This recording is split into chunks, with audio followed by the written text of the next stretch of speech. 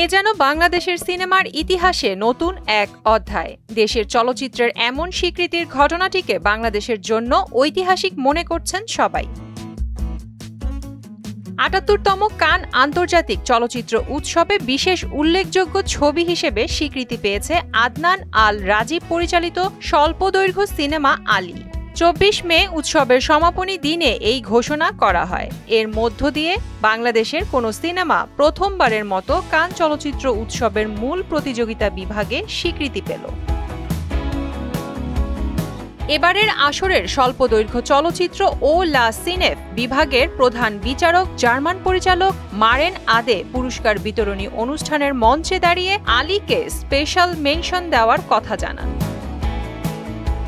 অতিথি সারিতে বসে থাকা বাংলাদেশের নির্মাতা আদনান আল রাজীব উঠে দাঁড়ালে সবাই করতালি দিয়ে তাকে অভিনন্দন জানিয়ে সিক্ত করেন। পরে রাজীব তার ফেসবুক পোস্টে লেখেন, এটা বাংলাদেশের জন্য। সিনেমার মূল গল্প আলী চরিত্র উপকূলীয় এলাকার এক কিশোর। যেখানে সে থাকে সেখানে নারীদের গান গাইতে দেওয়া হয় না। শহরে যাওয়ার সুযোগ পেতে আলী একটি গানের প্রতিযোগিতায় অংশ নেয়। ব্যতিক্রমী বিষয় হলো সে নারী কণ্ঠেও গান গাইতে পারে। বাংলাদেশের চলচ্চিত্রের এই অর্জনের পর বিনোদন অঙ্গনের অনেক অভিনয় শিল্পী ও নির্মাতারা রাজীবকে শুভেচ্ছা ও অভিনন্দন জানিয়েছেন। পরিচালকের স্ত্রী ও অভিনেত্রী মেহজাবিন চৌধুরী লিখেছেন, বাংলাদেশ প্রথমবারের মতো কান চলচ্চিত্র উৎসব থেকে পুরস্কার পেল। অভিনন্দন আদনান আল রাজীব ও আলী টিমকে। নির্মাতা চয়নিকা চৌধুরী বলেছেন, বাংলাদেশের ইতিহাসে প্রথম কান চলচ্চিত্র উৎসব থেকে এসেছে গৌরবের স্পেশাল মেনশন অ্যাওয়ার্ড। বাংলা সিনেমার ইতিহাসে নতুন রেকর্ড গড়ল টিম আলী। সবাইকে অভিনন্দন।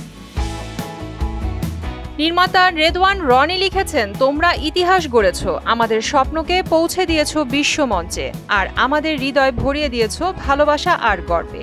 বাংলাদেশ এগিয়ে চলুক।